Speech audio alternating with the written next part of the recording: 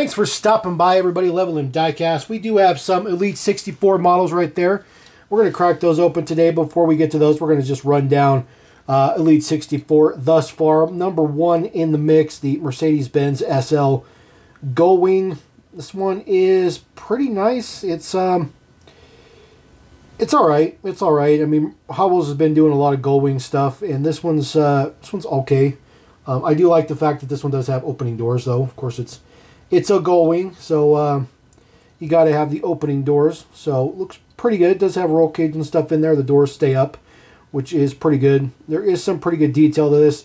I wouldn't necessarily call this an elite model, other than the fact of maybe piece count and the fact that it's got opening doors as a premium, but it's not like Hot Wheels hasn't done moving part premium type things before, so it's really not that big of a deal, at least in my opinion. Second one we got, number two in the mix. This one was kind of cool, although, you know, when they pitched Elite 64, everything was supposed to have, you know, something special with it. Clearly, the Mercedes has opening doors. It's a Gullwing, so that's that. This one's whole thing was mainly just the camber. And the camber, it's there, but it's not like super prevalent. The construction of this model is rather interesting, though. They're only half axles, and there's a ball joint essentially on the end of the axle to sit inside the base, which creates the camber.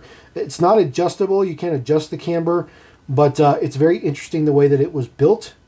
The camber is not all that much. It's kind of here nor there. But like I said, it's not adjustable. They are fixed in there. I do particularly like the Chaser. I thought the Chaser was a great addition. It says 1996 on the back. And then, of course, you do have the chrome detail on the bottom, which is pretty nice.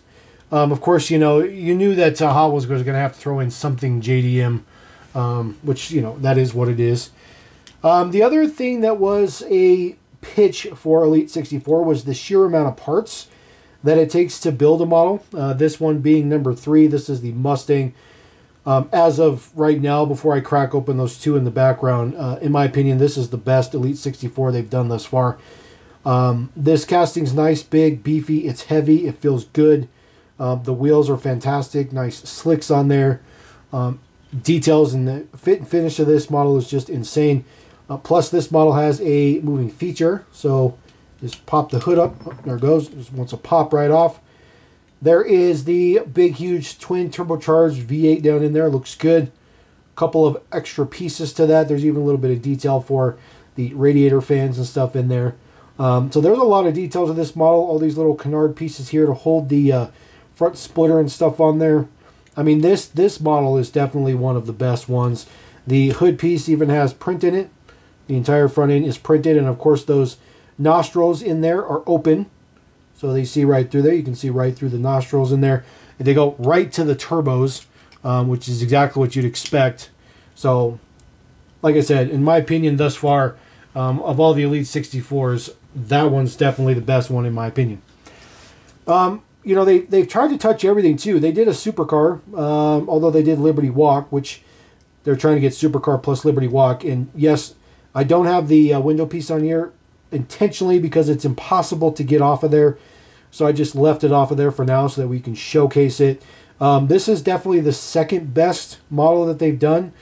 This one also has just removable stuff. So you can take the bumper off the back. There is the twin turbos. It's a pretty popular modification for Lamborghinis. You can also take the bumper. You can take the wing section out of it, which is kind of a pain in the butt. But you can take the wing out of it. You can put the bumper back on there. If you want to roll without the wing, you can, and it doesn't look all that bad. And then this is the window piece that goes in the top. It just sits in these little notch pieces. So it just holds in there pretty good. But you can drive it around wingless if you want to. This one is actually pretty cool. That's one of the things that makes this one so cool, is because you can actually modify it technically. You can make it however you want. The only thing that I don't like is you can't put the wing on there without the bumper. I would love to be able to put the wing on there without the bumper, but that is the only thing you can't do, which is unfortunate. If you could do that, this would probably make it to the top of the list as probably the best Elite 64 so far. The wing is temperamental. There we go. Get the popped back on there. Boom, there we go. looking pretty good. Throw that there. We did get one truck. Number 5 was the Land Rover. I don't have a specific like thing that this one is. It's niche. You know, moving parts, the camber thing. You know, the basic construction, moving parts. This guy doesn't have any moving parts or anything like that. It doesn't have anything. It doesn't do anything. It just sits there. So, in all honesty, I think the selling point of this particular one is just the sheer amount of detail, sheer amount of print and all that good stuff like that. I mean, the winch and stuff, it's all done up. The wheels are fantastic. The tires are fantastic. Even the base looks pretty good. Does have a spare tire on the back, which is rubber. It is a rubber tire. And then some details on the side there for some cooling fans and stuff. Like I said, I think this one's sheer selling point is just the amount of parts and detail to it. Other than that, it doesn't really do anything. I do think it's pretty good. It's probably the third best one of them all. All right, and then they did kind of a normal car. Audi RS7. If you guys follow my Instagram, you'll know that this one was just obliterated when I got it from Mattel. I had to fix the mirrors. Both mirrors had been broken off. In the package, the blister was shattered and stuff, but the car survived. Got the side mirrors fixed up there. I think it turned out pretty good. Looks just fine.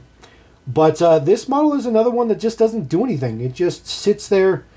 It's got some nice details on it. I really like the front prints and stuff. The plate looks good on it. The side mirrors do look good. They do have silver printing on the back of them. The printing on the back is especially nice. The print is just really nice, really crisp, really fluid. Looks really good. And then, of course, the exhaust pieces out the back. But that's really nothing fancy. I mean, there's literally nothing to this. I'm sure the interior is many pieces. But, you know, the model doesn't open. It doesn't do anything.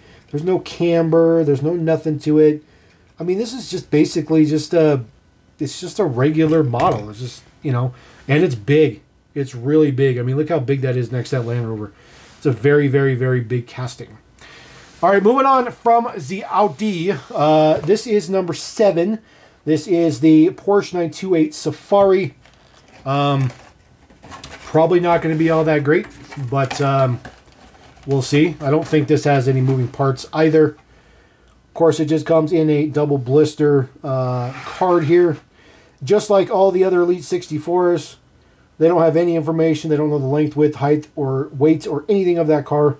They barely even know what the transmission is. But I just think that's a little bit hilarious. So when I open my Elites, I just try to pull the front blister off.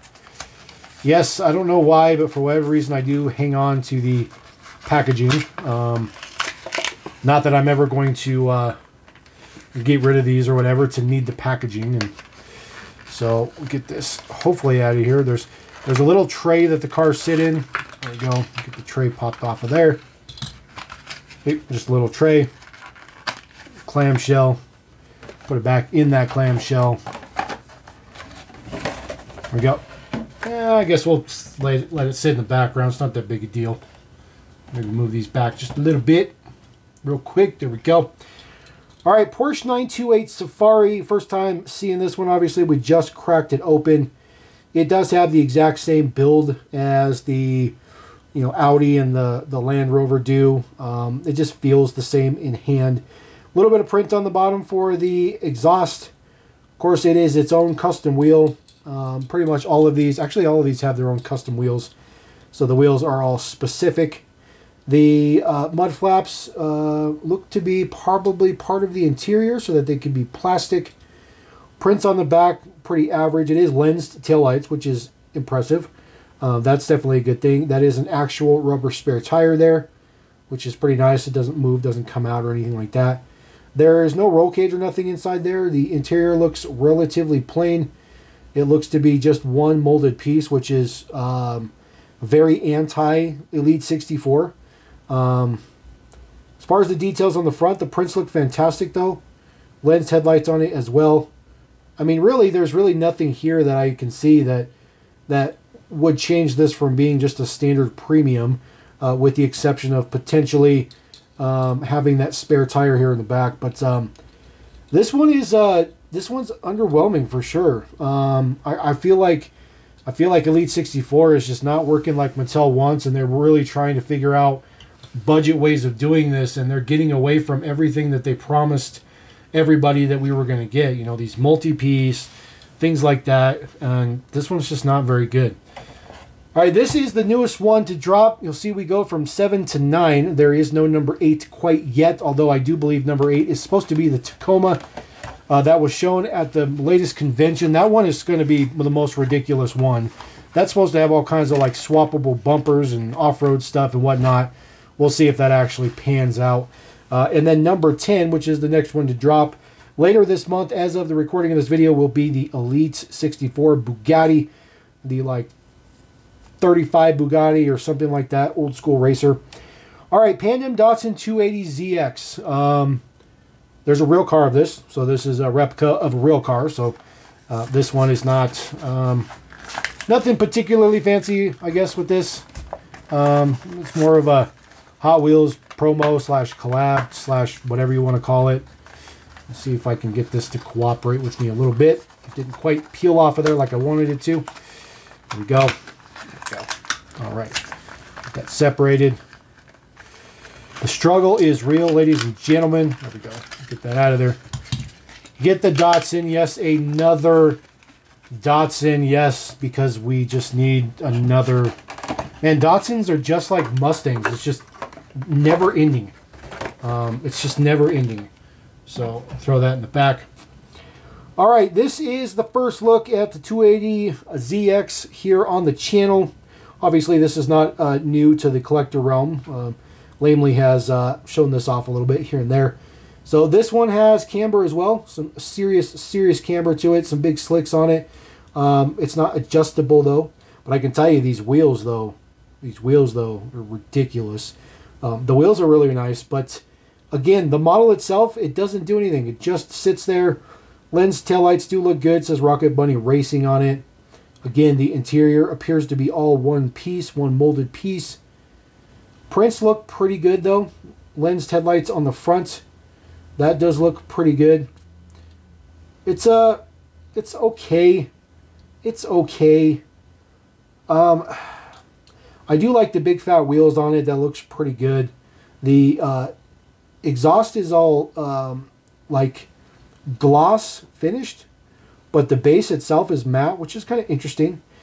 Made in China. That's interesting. I wonder if these have all been made in China. These all been made in China? I guess they have. I guess I didn't know that. China's probably a little bit cheaper manufacturing. That's probably the only way they can make this work.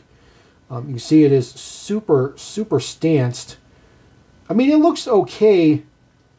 I'm not really sold. I mean, is it worth 20 bucks? Probably. It's probably worth 20 bucks. I mean, that's what these retail for. You know, it's man, I don't know. It's tough. It's tough. I'm still on the fence about. I'm just on the fence. I don't know.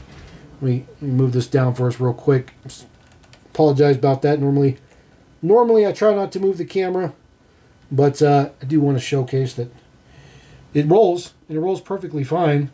Although the wheels are really like floppy in there because the axles are loose, but it's not bad. I guess it's all right.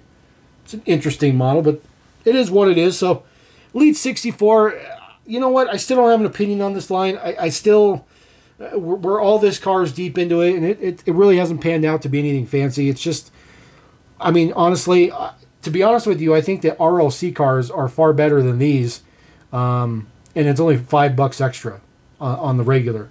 So, like, you know, some of them may be like 10 bucks more, but your RLCs are going to hold value much better than these. But I don't know. You guys can sound off in the comments. Let me know what you think about Elite64. Let me know what you think about the most recent drops. Very disappointed in the Porsche. This one's, it's okay. It's okay. And it's not just necessarily because it's a Datsun.